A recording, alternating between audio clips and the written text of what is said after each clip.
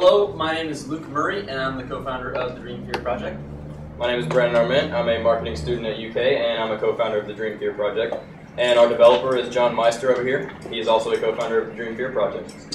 When I was in 2007, I started a mentorship program, and I went and spoke at junior and senior high schools.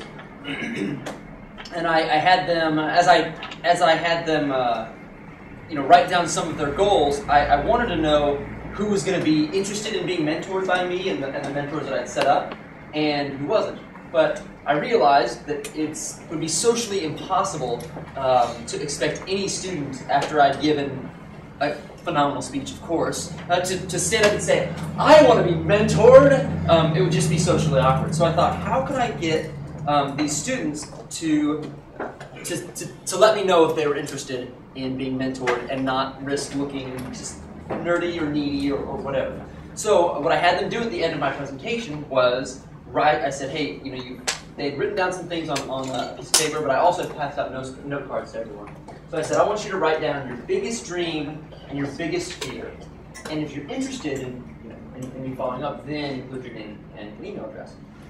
Well, what came from that was not a successful mentorship program, unfortunately, but the realization that when these kids, after sharing some of my failures and my fears, shared really, really powerful concerns and dreams themselves, and as I collected them, I began to see patterns and saw an opportunity after speaking to probably a handful or half a dozen classes, until I think approximately 100 plus note cards. So what we really learned from that is people need to see this. There's a lot of people that think that they're alone in what they really want out of life, what they're afraid of in life.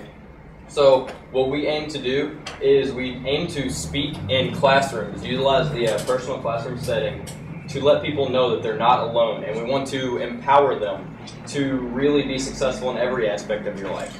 Because if you're going to be successful in business, in an entrepreneurship venue, in a career, in your health and wellness, anything like that, you need to overcome fear. You need to have a goal and you need to overcome fear. So what we're going to do is we have a message. We have a message that serves three purposes. First, obviously we're going to utilize the note cards, and we're going to have everyone in the class write down their biggest dream and their biggest fear. Obviously we'll share some of ours so that they don't feel uncomfortable and so that they know kind of what to put on there. So this really serves a huge purpose, because without really writing down your dream or goal, it's not yours yet. You don't solidify it until it's actually written down. It's just a wish until it's written down. And a wish and a dream are two completely different things.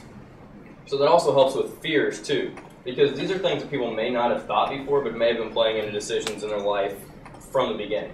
So if you write down your fear, you know your enemy. If you know your enemy, you're able to conquer your enemy more easily.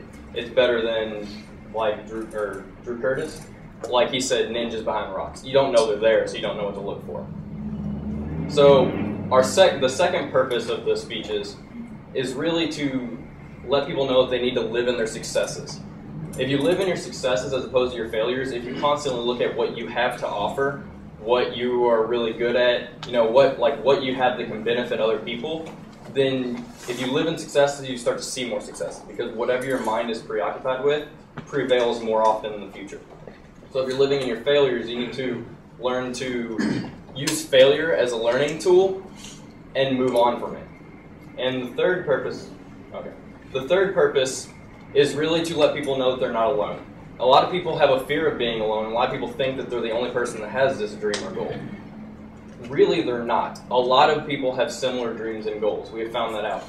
So it gives them a sense of community, a sense of security, a sense of assurance, and that's actually what the website is mostly for, is developing a community and security. People are able to come onto our website, and they can come here and just sit here and read handwritten note cards by people listing all their greatest dreams and fears. This lets people know that they're not alone. And the way we're going to spread our name is by working with social media sites. We want to work with other groups and organizations like To Write Love on Our Arms, who are out for bettering people's lives. We also want to connect people with support groups, treatment centers, anything that they may need. Even helpful books and stuff they're always great.